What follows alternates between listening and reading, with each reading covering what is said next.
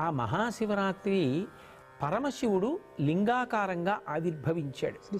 అది ఎంత పెద్ద లింగము అంటే యజుర్వేదం దాని గురించి మాట్లాడింది.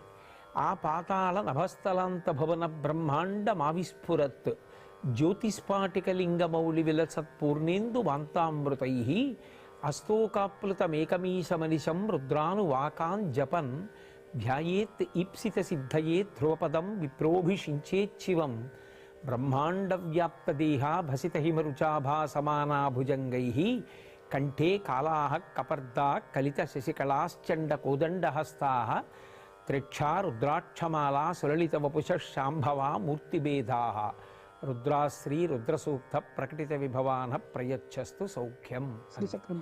పాతాళం కన్నా కింద నుంచి పైన ఉన్నటువంటి అంతరిక్షం కన్నా ఇంకా పై వరకు ఒక జ్యోతిర్లింగము ఆవిర్భవించింది. అర్ధరాత్రి